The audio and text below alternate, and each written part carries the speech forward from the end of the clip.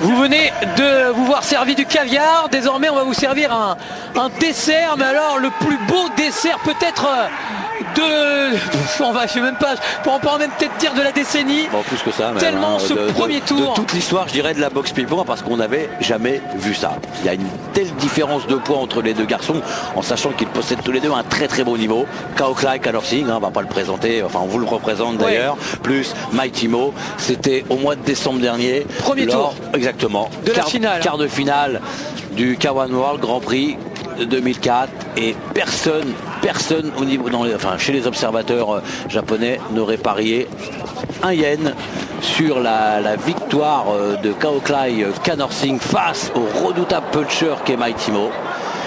Kao Klai Kanorsing qui avait eu son billet pour cette finale en remportant notamment le K1 de Séoul, ensuite en battant mais quand même déjà en battant Alexei Ignatchev. Oui, c'est ce que j'allais dire. Voilà. Alexei Ignatchev lors des éliminatoires. Donc, Mighty Mo avait un petit peu déjà planté le décor, le garçon. avait lui remporté le K1 de Las Vegas pour se qualifier pour les éliminatoires.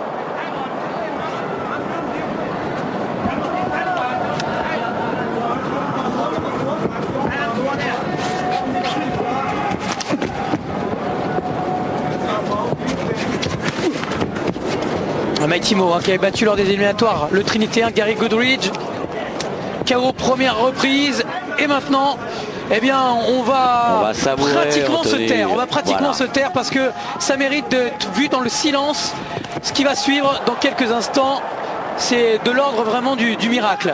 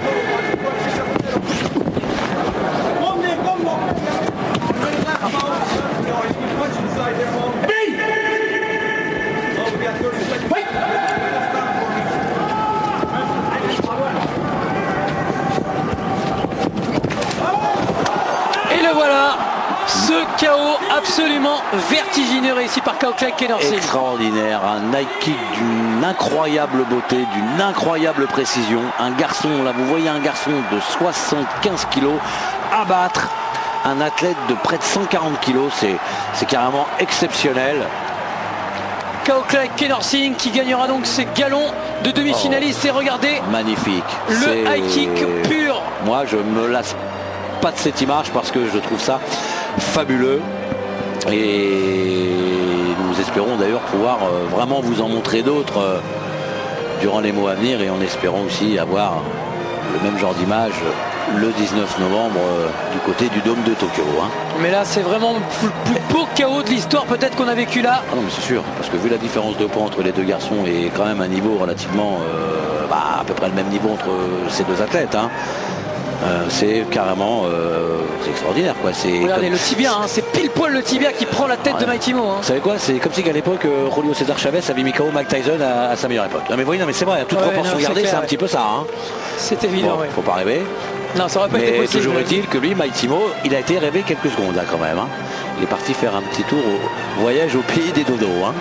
Avec Kao Klai Kanorsing qui ensuite sera éliminé en demi-finale par Musashi. Ouais.